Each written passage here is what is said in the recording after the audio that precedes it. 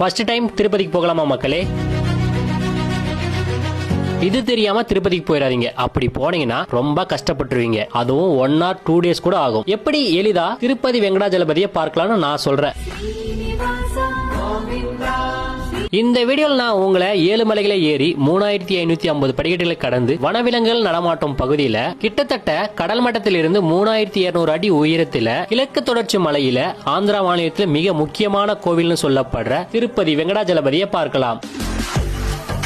மக்களே, 108 திவ்ய தேசங்கள்ல இந்த கோவில் 75வது திவ்ய தேசங்கள்னு சொல்லுவாங்க. இந்த கோவில கிபி 300லே கட்ட தொடங்கியதாக ஒரு வரலாறு இருக்கு. இந்த கோவில யார திருப்பணி பண்ணிருக்காங்கன்னா தொண்டைமான் மன்னரும், சோழர், பாண்டியர், விஜயநகர் இப்படி பல பேர் இந்த கோவில் திருப்பணி பண்ணிருக்காங்க. முதல் முறையா திருப்பதி போறீங்களா மக்களே? நீங்க அலிப்பிரி நடைபாதையில போயிட்டு வாங்க. திருப்பதிக்கு மறுபெயர் ஒன்னு இருக்கு, ஏழுமலையான். நந்திமலை, அனுமான் மலை, நீலதேவி, கருடன் மலை, சேசாமலை, நாராயணமலை, வெங்கடேஸ்வரா மலை 7 மலைகளை கடந்து 9 கிலோமீட்டர் நடைப்பயணத்தில் 3550 படியும், பெருமாளின் 10 அவதார சிலையும், 12 ஆழ்வார்கள் சிலையும், அதைவிட மிக பிரம்மாண்டமான ஆஞ்சநேயர் சிலையும் இந்த நம்ம நடைபாதையில் பார்க்கலாம். ஒரு முறையாவது அலிப்பிரி நடைபாதையில நடந்து பாருங்க, நீங்களே சொல்லுவீங்க அவ்வளவு அழகா இருக்கு.